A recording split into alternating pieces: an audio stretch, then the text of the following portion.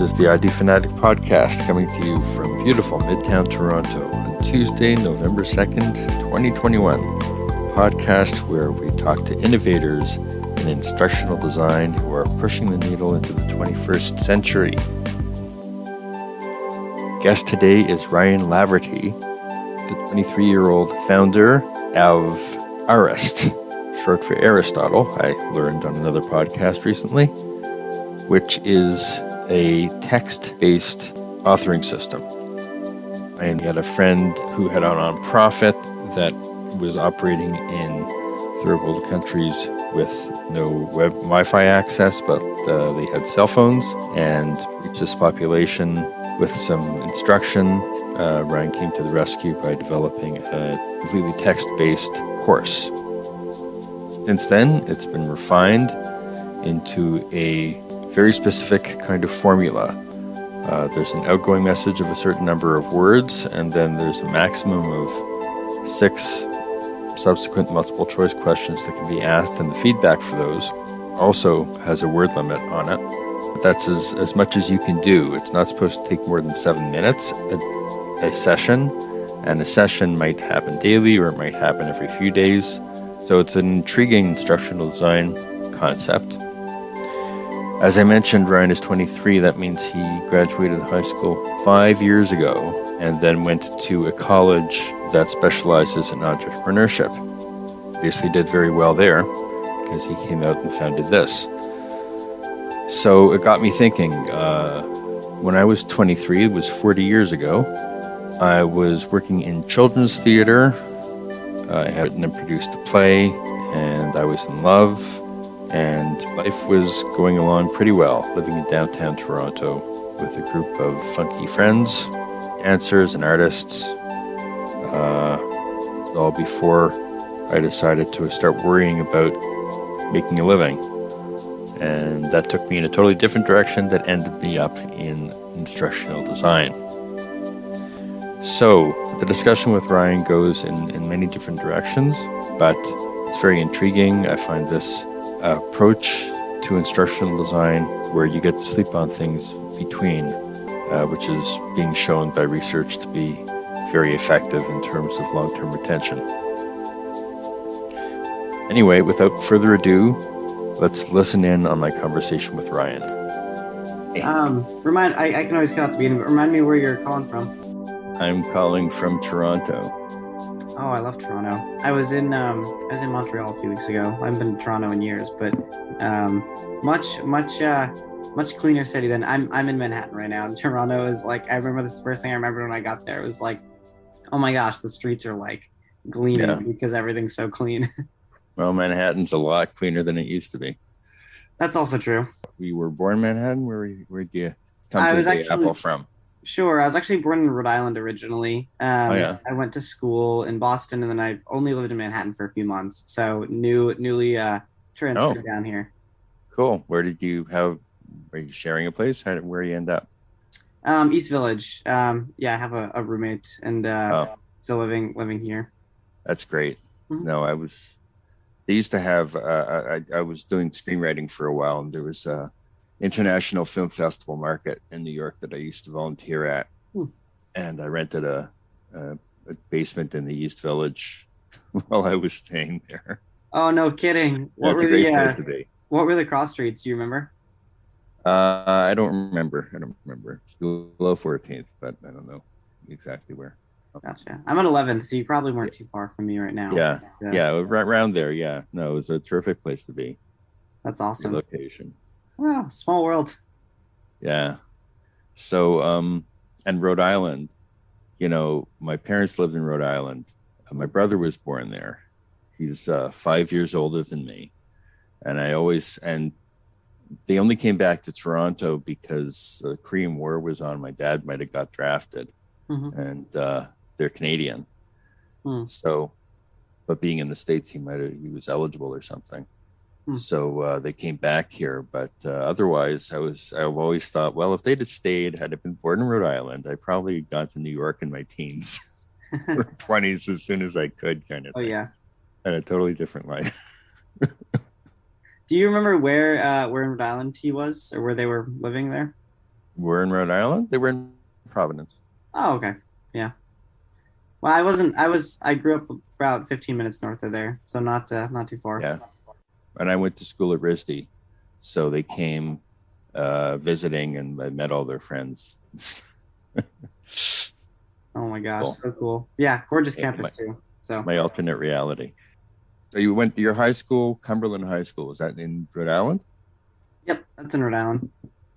And you were senior oratorical. I'm looking here. You've been very out. You're very outgoing, go-getter kind of guy, I guess.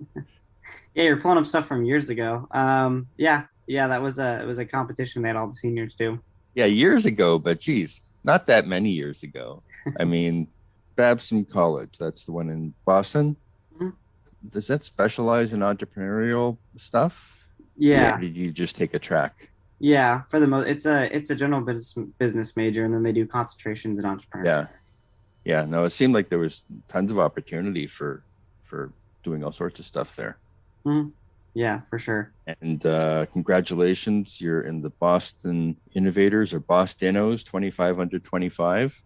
Thank you. Yeah, that was like an award they did. They do it every year, and so a lot of it is like student based, or it's just people. Oh yeah. Schools in the area who've done something kind of that thought was interesting. How old are you now? I'm 23. You're 23. Mhm. Oh my God. Well, really, congratulations on everything you've got so far, including Arist. Arist, I came across Arist, I guess, last year, or maybe earlier this year. I don't know, during the pandemic, and I was really impressed with the just the notion of delivering everything by text. Although you do link out to videos and things for support materials, but all your instruction is by text. And the way that it started. So you had a friend who was involved with a nonprofit. Tell me more about that sort of process. Yeah, sure thing. So essentially the way that started was we were both living in like an entrepreneurship living community there. I at the time was doing work where I was doing a lot of like public speaking training and coaching. And so I'd always been really involved in that whole world. Was this in Boston? Yeah, it was just something I was running myself while I was a student. And so everything was, remote. I was running it all online. And so I was really kind of fascinated in that whole world of like kind of training design, learning design, more on the one-to-one coaching side, not on like the digital tooling or e-learning side of it. And did you do any instructional design formal training in at Babcon? No, they didn't have anything like that. I had read a bunch of stuff online and learned it that way, but I never took like a formal course on it. Yeah. Okay. Good. And so I had, a friend of mine had been doing a lot of work with students abroad. And so he had kind of come to me and said, look, this is really interesting. Is there some way we can kind of teach these students, something meaningful? And I think for me, as we started to look into it, it was fascinating because these students didn't have internet access, or they had very limited internet bandwidth. I'm sorry. So who are the students? So these were students in the Yemeni war zone. And so he was running a nonprofit at the time, trying to figure out how to train students abroad who had really limited internet access or internet bandwidth. In just general education? Yeah, just we were kids. How old were they? Probably like teenager level, so middle school, high school. Mm-hmm. And so we were really fascinated by this idea of, okay, how do we get educational materials, kind of basic like help with college courses, those sorts of things, to students who might not have internet access or internet bandwidth. And what we found was that, for the vast majority of the world, about 70% of the world did not have the internet broadband strength for accessing something like even a YouTube video, or especially most MOOCs or online courses. I hear that Elon Musk is working on that. That's true, he is. But for now, even especially a huge portion didn't even have the devices or anything else. And this was way before that, especially. And so a lot of what we really focused on was, okay, it seems like 75% of the world has access in some capacity to SMS or WhatsApp. If we can figure out how to build training that fits into this modality and is effective, then we can potentially teach billions of people all over the world. Okay, so there's two things in mind. One is, what were you actually able to teach these kids in Yemen this way? And second, Were there any precedents at that time for doing this? And did you, as someone who was thinking about trying to develop training, did you have to overcome any sort of mental impediments to the idea? Oh, this, you can't do this. This, you can reach them, sure, but what can you do? What did you go through to get there? Yeah, good question. So I'll back up for a sec. I think to your second question first, we were really kind of interested and said, this is cool, but we don't know. We don't know where it's going to go, right? It was very much kind of a project. We didn't have any experience with something like this.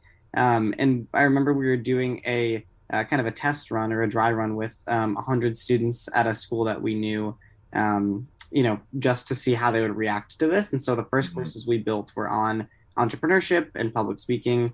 And so both of them were more, the entrepreneurship course was more like term definition and kind of just simple knowledge retention. And so here's this thing, repeat it back, right?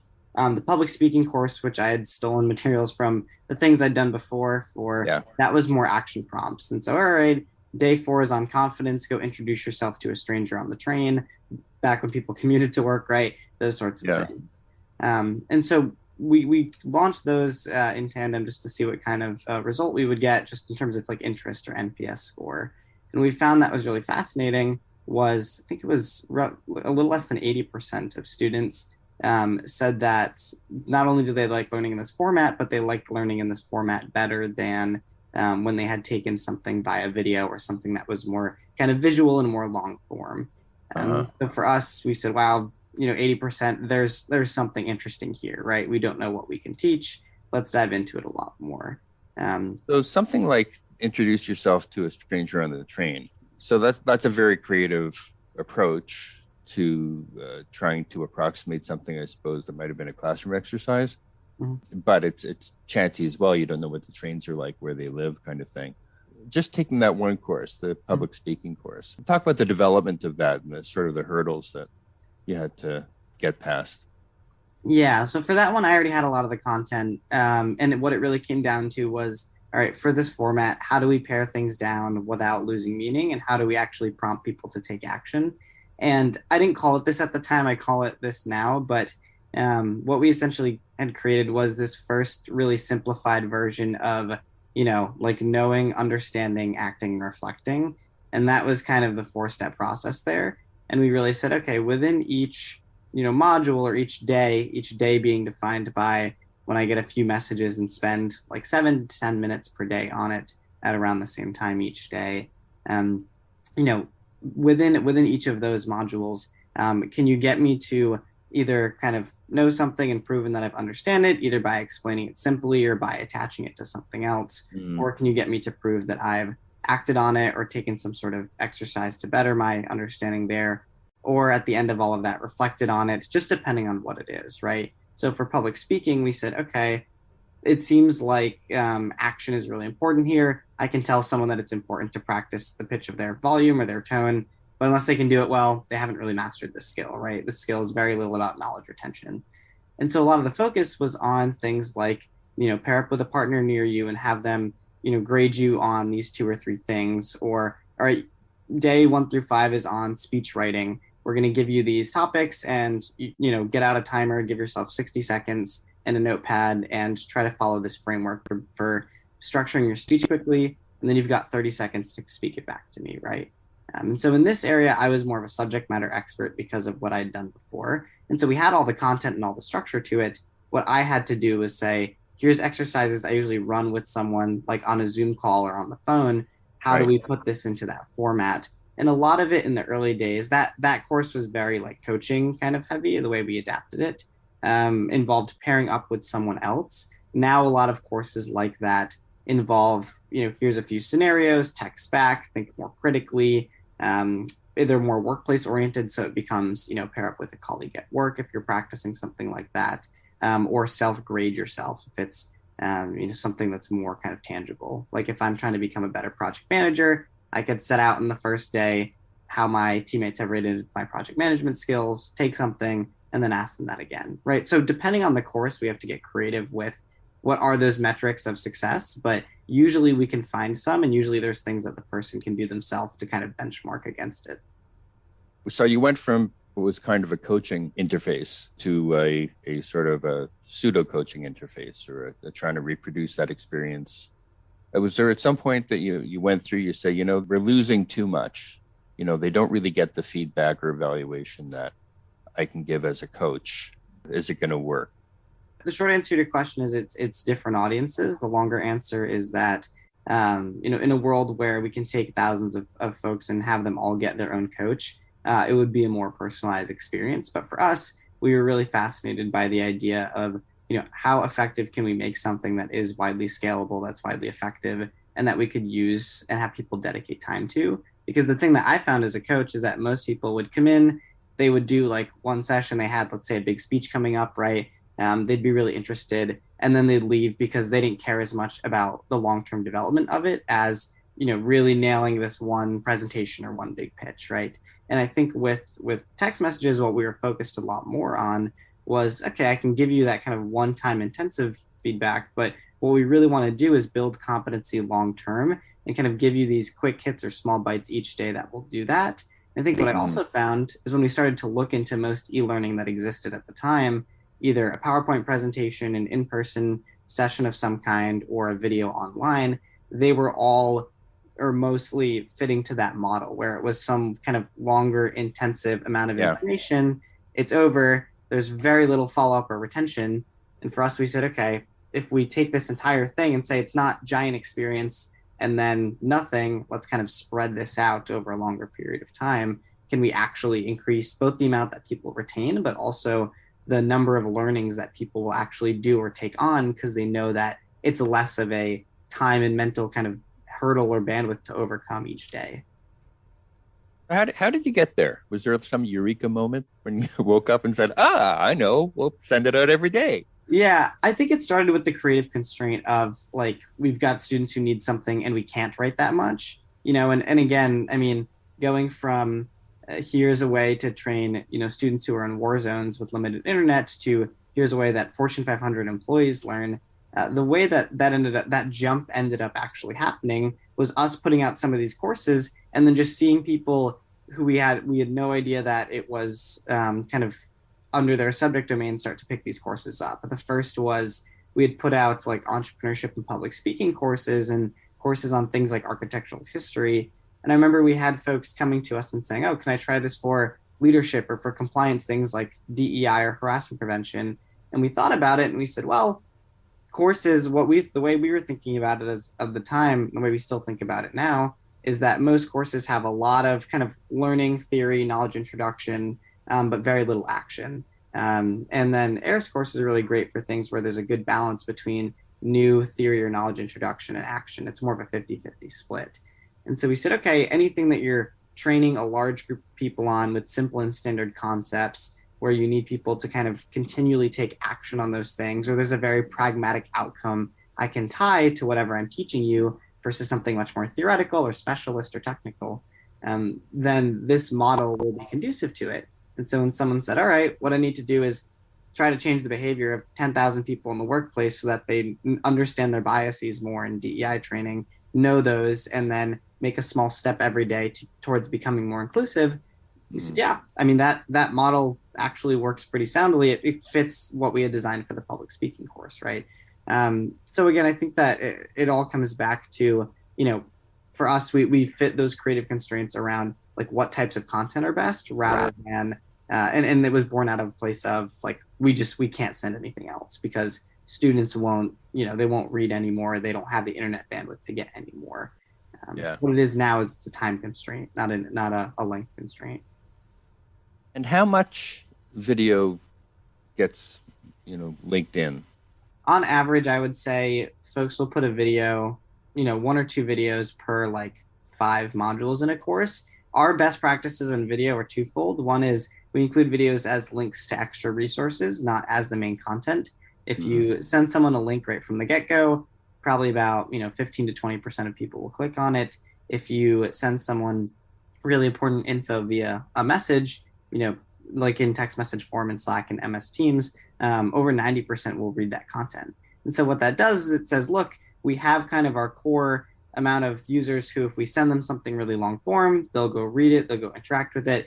but you want to take the most important content from that video, or the reason I'm going to otherwise go watch it, make sure that that's in text. And then if you think this is something that needs to be visual or I need to see over video, then spend a lot of that bandwidth, sending me into that link. And then the second part of that is never do a video that's more than 5 minutes. Try to keep it under like 3 minutes, especially if you can, and make that known to the learner.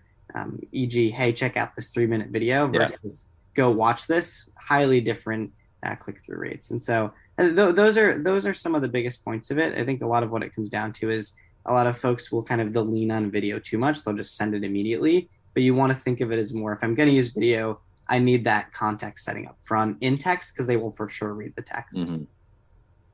Now, another thing that interests me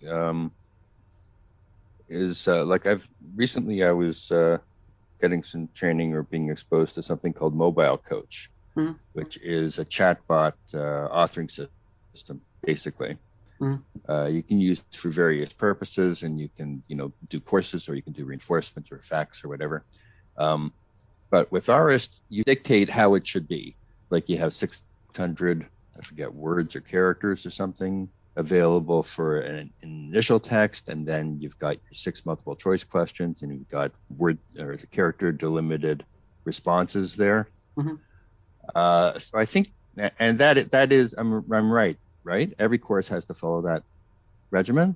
So how did you get to that? A lot of where that started from was, we said, okay, we need a content length that, people will still be interested in. They'll get a good amount of information, but places where they won't click out or drop off. And so for us right now, that initial module is 1,200 characters, which is a little more than a screen length of content. And in the early days, we just sent out things with a bunch of different screen lengths and amounts, different types of content, and just saw all the data relative to when people were dropping out. And what we found that was fascinating was when things were, 1,600 characters, right, which was like 2 full screen lengths, immediate dropout, wall of text, a lot of people didn't read it. When they were 400, 500, 600, decently high response and people going into it, but we couldn't fit that much content, right? And so for us, when we weighed those two levers, the place where we really saw the sweet spot for it was about 1,000 characters. And we give people some leeway there now with the 1,200, things like emojis and character counts. But in our content guides, it even goes into, 800 to 1,000 characters for that initial module is really the ideal, because it's both the length in which I can kind of see everything all at once on my phone screen, I can interact with it, but also I can fit a fairly substantive amount of content. As long as each module keeps being, which I think this is a good point to make as well here, the average course will have, 2 or 3 responses, someone texting back after that initial module, and then they'll have a few more modules that come after it. And so in total, I might have, 3 to 4 screen lengths of content, which if you think about it on a standard, iPhone, Android phone, it's actually a lot of content to go through for me to interact with. And if you spend a lot of that content introducing new ideas to me, getting me to try them, apply them, give me a scenario, the sweet spot we really aim for in total is not as much content related. Those are kind of just training wheels to it. It's more time related. And so get me to take about 7 minutes per day, and that's the ideal. If you look at Go1's State of Learning report that actually came out last year, it says, look, for the majority of users prefer modules that are 15 minutes or less by far and wide, like more than 70% of learners. Excuse me, but even of that group, the majority of that group preferred engagements that were, either 2 to 5 minutes or I think it was 5 to 8 minutes. And so really, really short bites. And people like things that are just much more quick hit than they ever did before. And so for us, we always think about how can we kind of keep that, that 7-8 minute maximum as far as how long every engagement is going to take me. And so the 7 minutes includes something like doing an action, or if you're going to have me watch a video or something like that. It's all encompassing. Seems like an incredible constraint. Yeah, for sure. And it seems like something that when people first hear about it, they say, oh, I don't know if I can actually do that. But again, we want to think about learner attention first. Yeah. A lot of it is just explain this to me like I'm 10 years old. Okay, now let's add some more context, some more flavor, those sorts of things. Necessity is the mother of invention.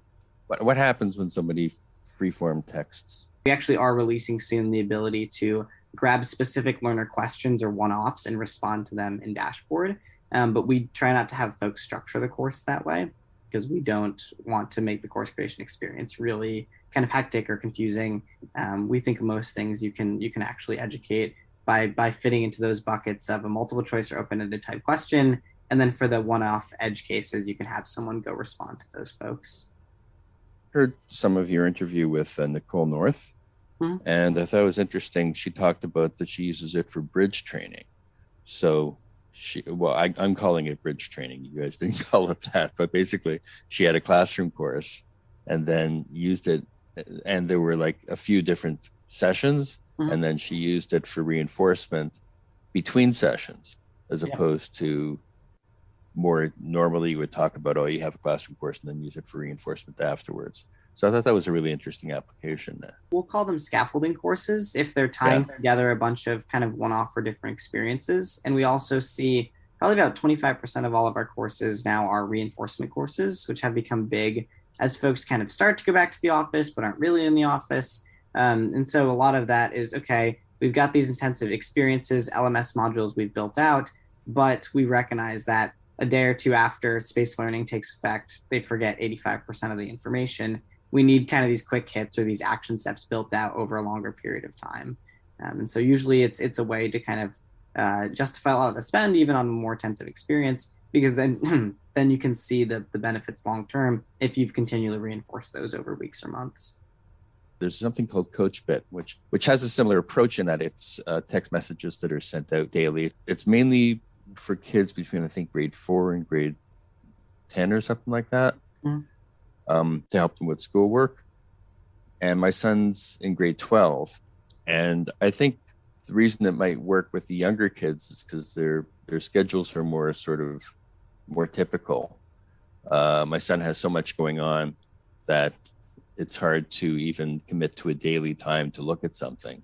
And then myself, I did Noom, the diet thing. And they basically are using the same kind of system. They're sending out daily texts and there's an action item, but the action item of tracking your food is so time consuming and demanding that it definitely gets you over that 7-minute mark. And I gave up on it because it was just, way too much bother. Another reason that didn't work for me was the chumminess of the text. So it's like, hi, and they give the coach a name kind of thing. And they say, today we're going to do such and such and good work and messages like this. Do you use that kind of language as well or what? It depends on, I always hate to give it depends. It does depend on the audience and on the creator. I think, again, this goes a lot back to, for us, we'll use a lot of that content, but we don't just push it out. We'll put it in templates, give it to a course designer of some kind and say, look, here's a sample or template course. Your audience better, have free reign with it. And what we've seen, and again, a huge part of the product for us is the ability to copy courses very easily, edit them in real time because you're editing text especially. We've seen a career development course, for example, I saw that was very successful, copied and created for 4 different types of decision makers within an organization. And they said, okay, for the bottom 2 tiers here, we think that they're going to respond better to more friendly hand-holding. These are like interns up to new managers, right? For our higher, executive level, we need, hey, it's this, do this thing, like the most kind of punchy, actionable 2 to 3 minutes.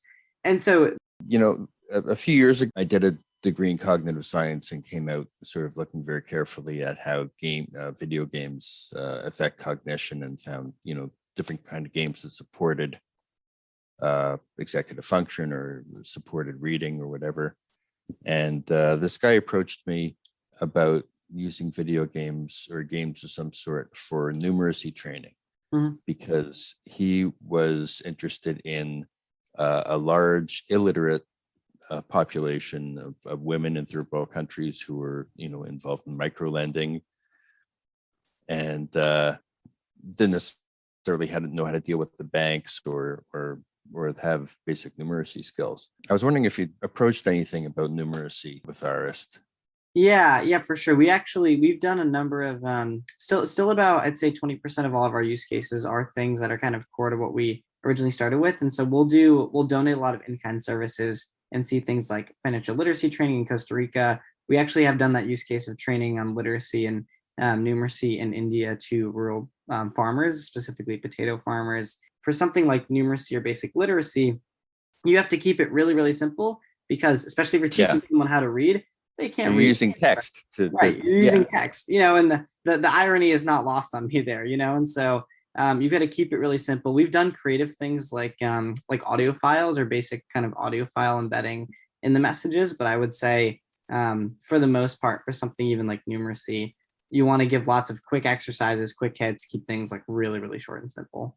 For something like financial literacy, which we've seen a lot of, it's what's a credit card, how to open a bank account, right? What's a credit score and why is that important? And again, those are things that like I can understand them very quickly if you explain it simply, and I can go take action on them. Like nothing's going to teach me more about financial literacy than if I do have to step by step go open a bank account or go look at my credit score or create a simple budget for what I'm spending that week. And so it's immediately applicable. I think that's the power of using this medium specifically. Okay, so I think our time is rapidly closing. What do you see happening next in the trajectory of this kind of training?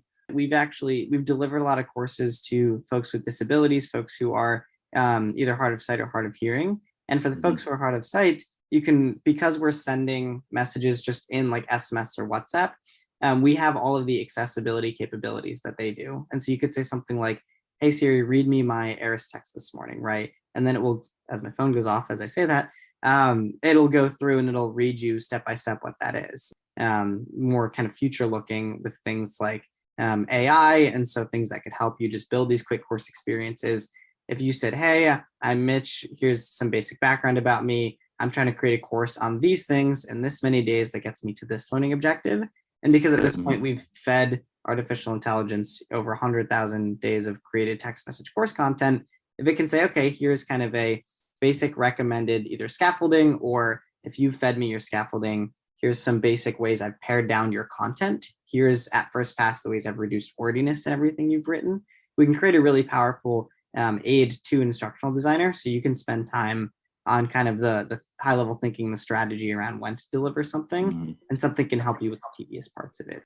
We also are working on a lot of ways just to like en masse notify or enroll users to get completion course rates up. And so if you think about a world in which you could go into a Slack DM or a Teams DM in the workplace and say, I want to learn this and this and this. And you say, okay, in there, here's your course registry. Here's all the things your company offers. Select this, right? You create an environment where no one ever has to leave the messaging system or ever has to go to a link to sign up to everything.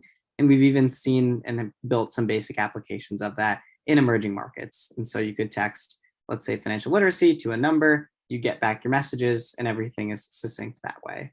And so we are working on a lot of applications that just increase the rate at which people sign up, engage, enroll. But kind of our North Stars there are keep it in messaging. You can take stock of what people already use, what they know how to use in the tools they use every day, and really just bring that learning to people rather than forcing people to go and find the learning.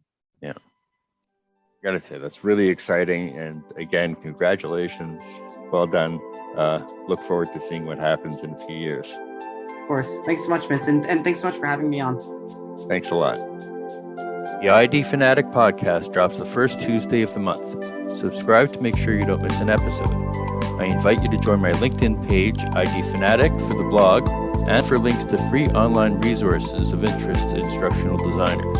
You can contact me, Mitch Moldovsky, on LinkedIn, and I hope that you and yours have a totally awesome week. Bye.